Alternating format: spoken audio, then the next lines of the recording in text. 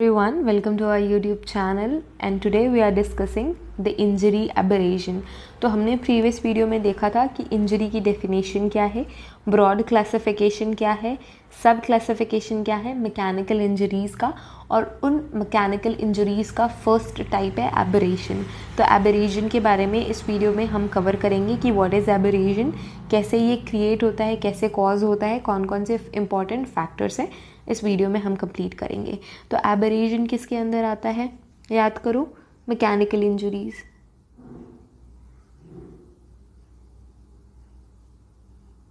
Mechanical injuries, ठीक है. Mechanical injuries में एबरेशन हमारा मैकेनिकल इंजरीज़ के अंदर आता है. तो एबरेशन के बारे में पढ़ते हैं, डेफिनेशन देखते हैं पहले कि एबरेशन है क्या, एबरेशन जो इंजरी है वो एग्जैक्टली होती क्या है. तो an aberration is a superficial injury, underline करते हैं, superficial injury involving only the superficial layer of the skin. तो यहाँ पे क्या इंपॉर्टेंट चीज़ें देखी हमने, तो जो एबरेशन हमारा इंजरी है वो सिर्फ और सिर्फ सुपरफिशियल इंजरी है. सुपरफिशियल मतलब ऊपर ऊपर वाली इंजरी है, involving only the superficial layer, सिर्फ और सिर्फ स्किन की सुपरफिशियल लेयर को इन्वॉल्व करती है. तो हमने पढ़ी थी कि इंजरी क्या होती है, कोई भी डैमेज आपकी बॉडी में इंजरी कहलाती है. या फिर अगर हम आईपीसी की बात करें तो बॉडी, अगर पर्टिकुलरली बॉडी की बात करें तो कोई भी ऐसा हार्म जो इलीगली कॉज किया गया है आपकी बॉडी में, या फिर आपकी बॉडी में, आपकी प्रॉपर्टी में, आपके जो आपकी इमेज है, इन सारी चीज़ों में. बट हम यहाँ पे बात कर रहे हैं बॉडी की. तो body superficial layer of skin use हो रही है, सुपरफिशियल लेयर, तो हम बॉडी की ही बात करेंगे. तो वो डैमेज जो आपकी स्किन के सुपरफिशियल लेयर पे क्रिएट हो रही है वो कहलाता है एबरेशन.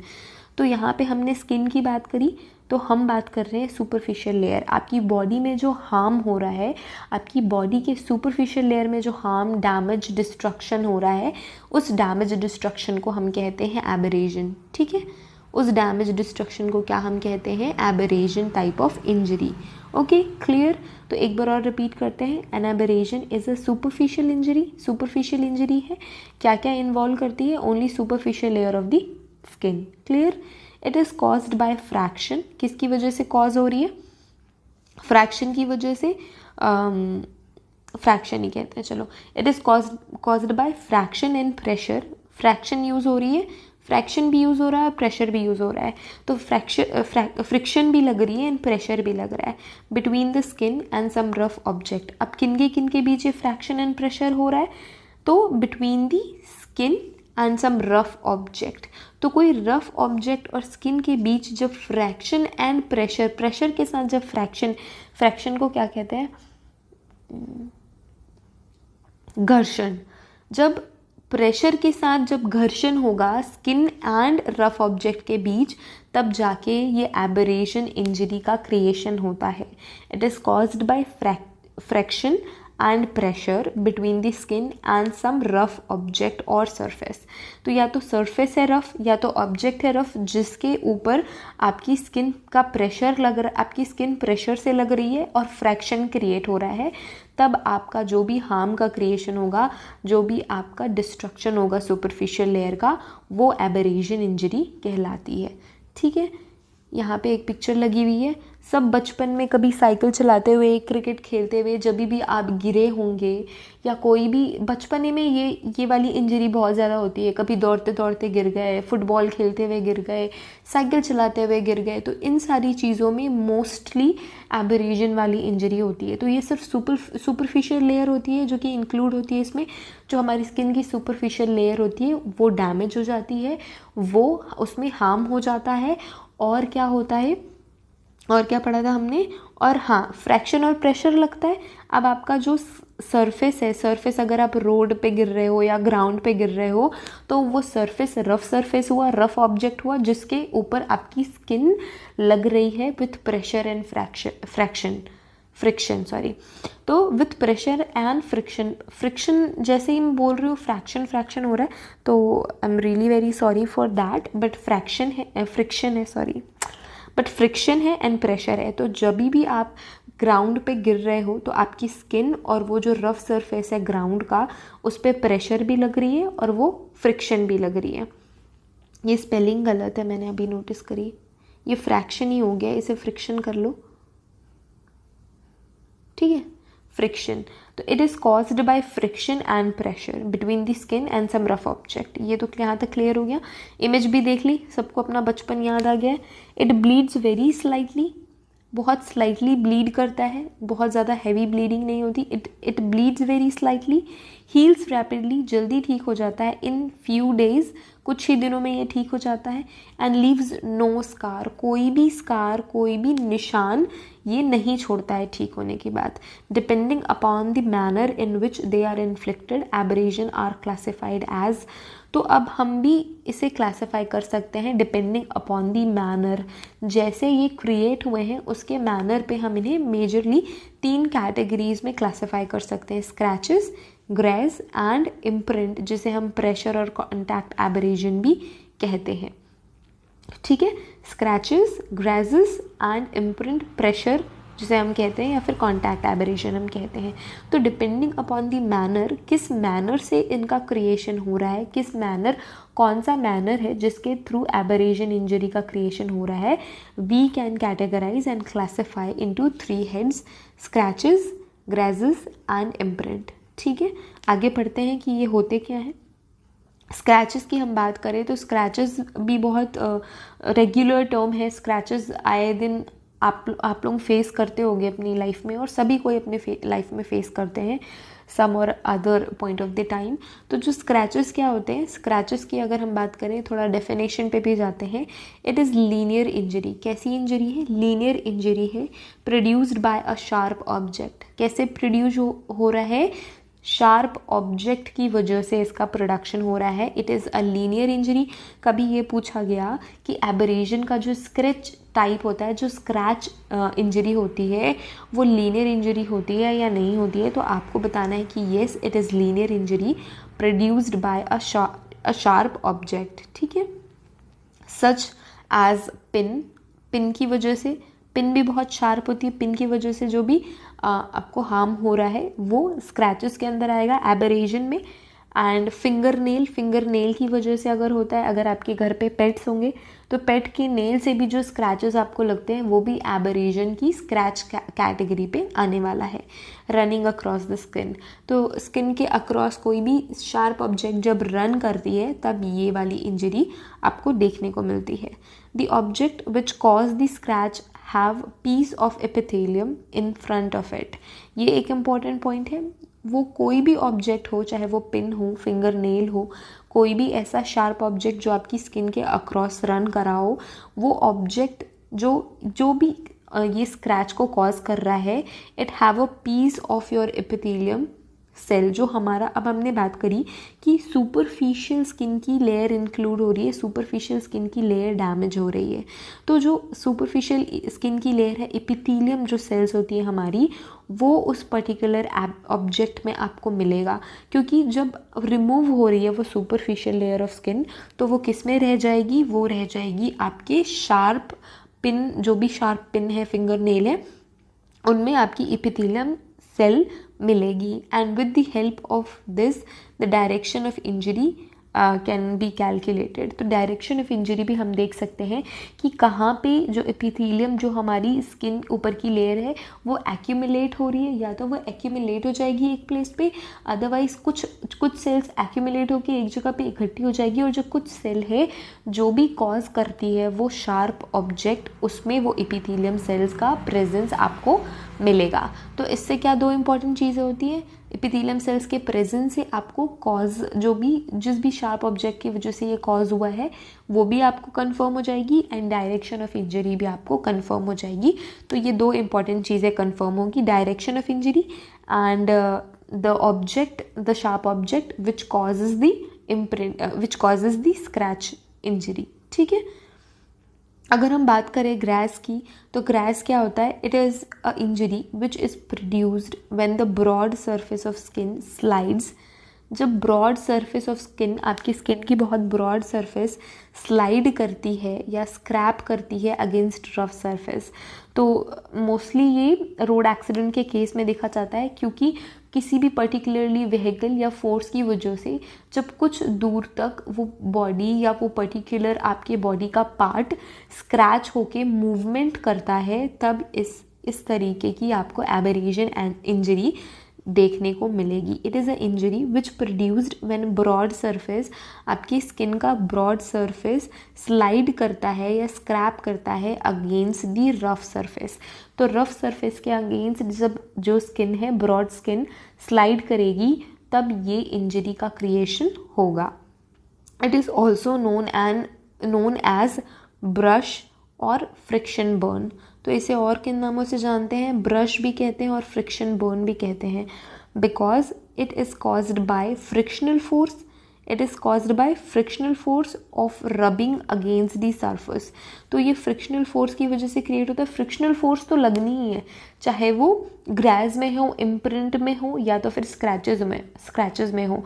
प्रेशर एंड फ्रिक्शन दोनों में ही लगनी है, बट इसमें फ्रिक्शन फोर्स का थोड़ा सा रोल ज़्यादा होता है, क्योंकि फ्रिक्शन की वजह से जब स्किन स्लाइड करेगी हार्ड सरफेस पे, तो फ्रिक्शन की वजह से वो जो ब्रॉड सरफेस है वो ज़्यादा अफेक्ट होगा, और स्लाइड करने की वजह से अमाउंट ऑफ फ्रिक्शन का भी अमाउंट ज़्यादा होगा।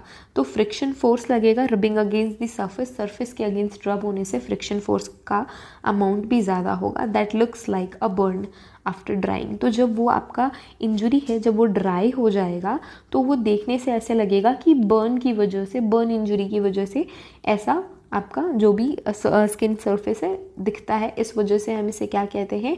फ्रिक्शन बर्न भी कहते हैं। फ्रिक्शन क्यों? फ्रिक्शन का एप्लीकेशन हो रहा है और the injury looks like a burn, इस वजह से हम इसे कहते हैं फ्रिक्शन बर्न भी। एग्जाम्पल क्या है? मोस्ट इम्पॉर्टेंट और रेलेवेंट एग्जाम्पल है ट्रैफिक एक्सीडेंट। जो भी रोड एक्सीडेंट्स होते हैं, ट्रैफिक एक्सीडेंट्स होते हैं, उनमें ग्रेज टाइप का जो एबरेजन इंजरी है, मोस्टली ये ऐसी ही इंजरी आपको देखने को मिलेगी। ओके, क्योंकि एक पर्टिकुलर एरिया तक वो broad surface of the skin, चाहे वो आपका बैक हो, हैंड हो, लेग्स हो, कोई भी ब्रॉड सरफेस हो सकता है जो कि रोड के अगेंस्ट स्लाइड करता है और फ्रिक्शनल फोर्स बहुत ज़्यादा होता है। The direction of injury is indicated by serrated border। Okay, the direction of injury, अगर हमें पता करना है डायरेक्शन ऑफ इंजरी, तो वो किससे इंडिकेट होता है?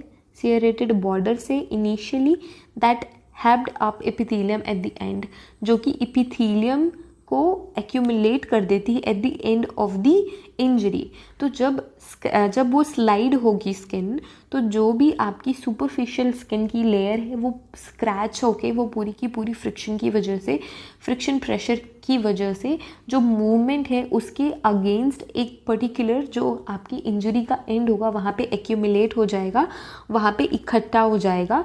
तब आप बता सकते हैं कि डायरेक्शन ऑफ इंजरी क्या थी। ठीक है, such abrasion is usually contaminated with grit. Grit क्या होता है? डस्ट और स्मॉल स्टोन्स। तो जो ग्राउंड और रोड में डस्ट का अमाउंट ज़्यादा होता है, छोटे छोटे स्टोन्स होते हैं, पेबल्स भी नहीं कह सकते उन्हें, तो बहुत छोटे छोटे स्टोन्स होते हैं, डस्ट के पार्टिकल्स होते हैं, तो ये सारा कुछ आपकी इंजरी पे लग जाता है और हाईली कंटामिनेशन के आपके चांसेस होते हैं। इस वजह से जो ऐसे एबरेजन्स होते हैं, जो ऐसी एबरेजन इंजरी होती है, उनमें कंटामिनेशन का चांसेस बहुत ज़्यादा हाई होता है। नेक्स्ट है इम्प्रिंट। इम्प्रिंट में क्या है? It is an injury which is produced as a result of direct impact. तो जो फोर्स है, आपका जो फोर्स है वो डायरेक्ट इम्पैक्ट कर रहा है टू दैट पर्टिकुलर स्किन। ठीक है, और प्रेशर और कांटेक्ट विद सम ऑब्जेक्ट। तो या तो वो बहुत ज़्यादा प्रेशर है और कोई ऑब्जेक्ट के कांटेक्ट में वो प्रेशर क्रिएट किया गया है, तब इम्प्रिंट इंजरी आपको देखने को मिलेगी। It is also known as pattern aberration. It is also known as pattern aberration, क्योंकि प्रेशर बहुत ज़्यादा लग रहा है, तो जिस भी ऑब्जेक्ट की वजह से ये प्रेशर क्रिएट हो रहा है, जितना प्रेशर ये क्रिएट हो रहा है, उसका जो पैटर्न है वो आपको स्किन के सरफेस में देखने को मिलेगा। इस वजह से हम इसे कहते हैं पैटर्न एबरेशन। ठीक है, पैटर्न, क्योंकि पैटर्न का क्रिएशन होता है और इस वजह से ही इसका नाम इम्प्रिंट भी है, क्योंकि इम्प्रिंट की वजह से, इम्प्रिंट से अगर हम सजेस्ट करें तो जो पैटर्न है वो उसका प्रिंट आपको देखने को मिलेगा to the superficial layer of skin.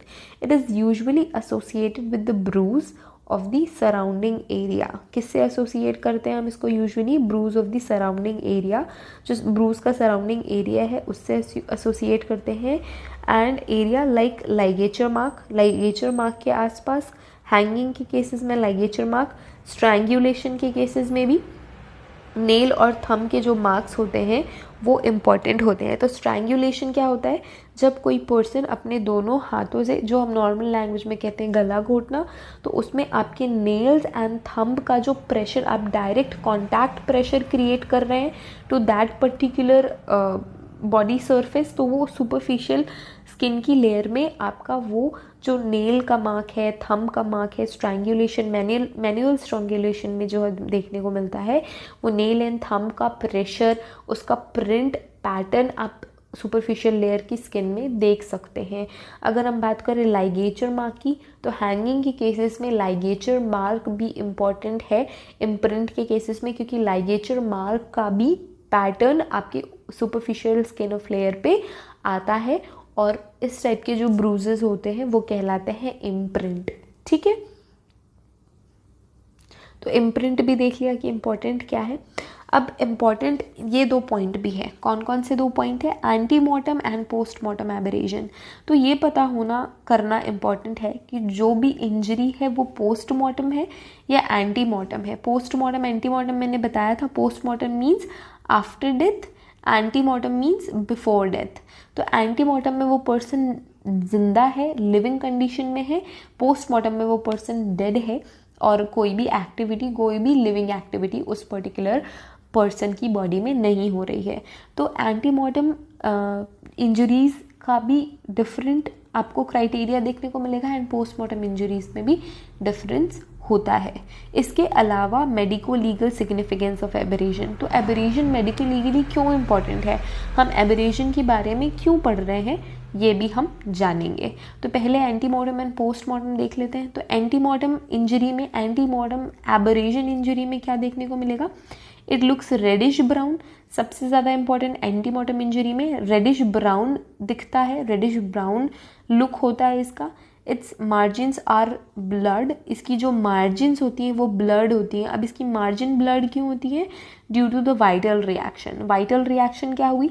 कभी भी कोई भी हार्म हुआ बॉडी को, डिस्ट्रक्शन हुआ, डिस्ट्रॉय हुई हमारी superficial of layer of skin, तो हमारी बॉडी का जो मैकेनिज्म है उस पर्टिकुलर डैमेज को फिल करने के लिए, उस पर्टिकुलर डैमेज को हील करने के लिए हमारी बहुत सारी सेल्स और बहुत सारे एंजाइम्स एक्टिवेट हो जाते हैं.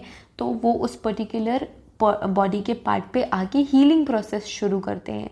तो अगर ब्लीडिंग हो रही है तो ब्लड क्लॉट का क्रिएशन होता है ताकि ब्लड लॉस ना हो. ये सारा कुछ मैकेनिज्म ऑलरेडी बॉडी में है हमारे.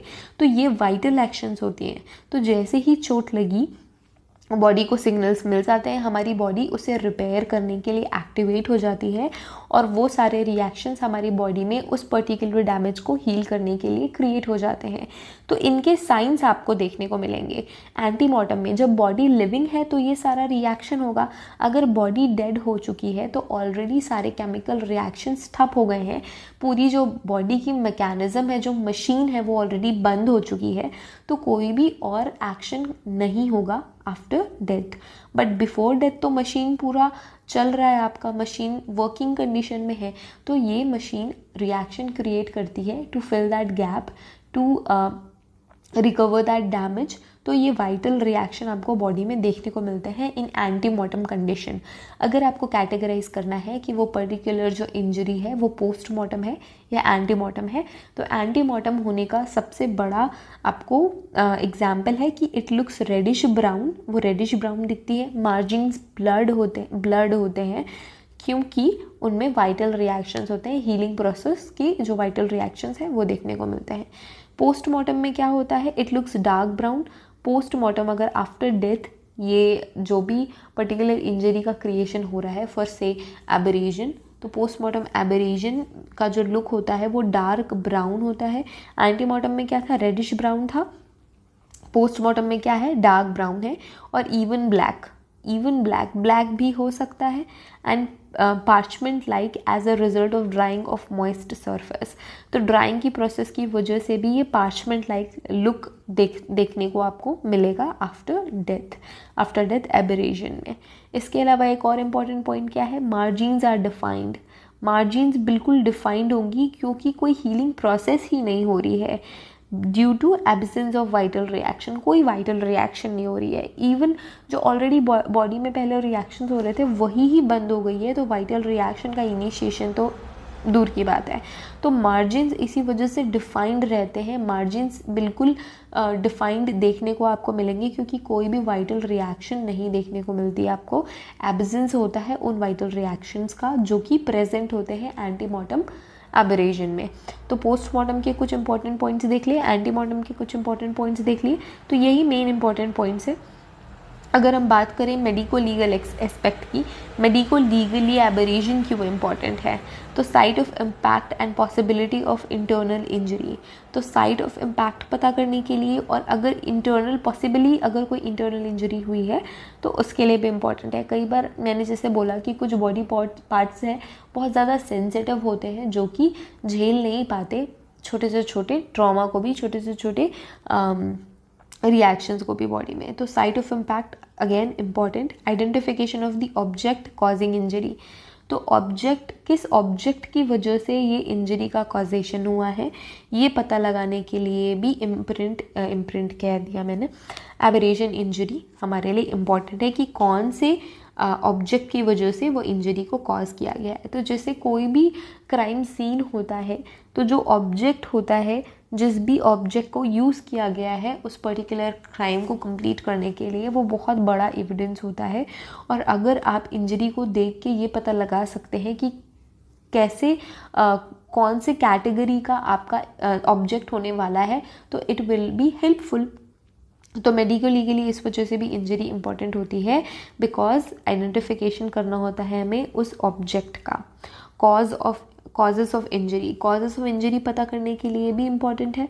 इसके अलावा डायरेक्शन ऑफ इंजरी, ये तो हमने देख ही लिया। टाइम ऑफ इंजरी, तो टाइम ऑफ इंजरी भी इंजरी की कंडीशन को देख के पता चलता है। तो यूजुअली जो एबरेशन है 1 वीक में अराउंड 1 वीक ठीक हो जाता है। तो हीलिंग प्रोसेस शुरू होने के बाद भी कुछ स्टेजेस होते हैं, तो उन स्टेजेस को देखते हुए हम ये पता लगा सकते हैं कि ये जो एबरेशन है वो 2 दिन पुराना है या 3 दिन पुराना है या उससे ज़्यादा हो गए। हीलिंग प्रोसेस में तो हील होने के बाद कोई स्कार भी नहीं होता, तो टाइम ऑफ इंजरी भी हम इंजरी से पता लगा सकते हैं। पॉसिबिलिटी ऑफ इन्फेक्शन भी पता लगा सकते हैं कि पॉसिबिलिटी क्या है इन्फेक्शन की।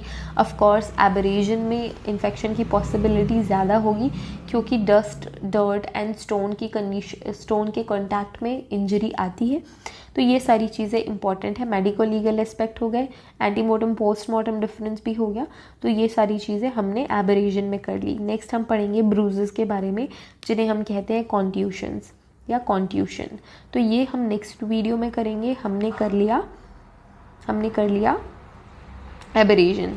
तो एबरेशन ये मैकेनिकल इंजरी का फर्स्ट कैटेगरी है। एबरेशन सुपरफिशियल स्किन की लेयर होती है वो इंक्लूडेड होती है, वो डैमेज होती है। फ्रिक्शन एंड प्रेशर लगता है स्किन और रफ ऑब्जेक्ट के बीच। उसके ही साथ हम मैनर ऑफ कॉजेशन के थ्रू इसे 3 कैटेगरी में कैटेगराइज कर सकते हैं। फर्स्ट है स्क्रैचेस, दूसरा है ग्रेज एंड थर्ड इम्प्रिंट जिसे हम प्रेशर और कॉन्टैक्ट एब्रेशन भी कहते हैं। तो ये हमने सेपरेटली देख लिया कि कैसे क्या था। इसके अलावा एंटीमॉर्टम एंड पोस्टमॉर्टम एब्रेशन भी कर लिया, मेडिको लीगल सिग्निफिकेंस भी देख लिया। ठीक है, नेक्स्ट हम पढ़ेंगे bruises. So see you in the next video. Have a great day ahead. अगर ये वीडियो हेल्पफुल रही तो please share with your friends and have a great day ahead. See you in the next video. Bye.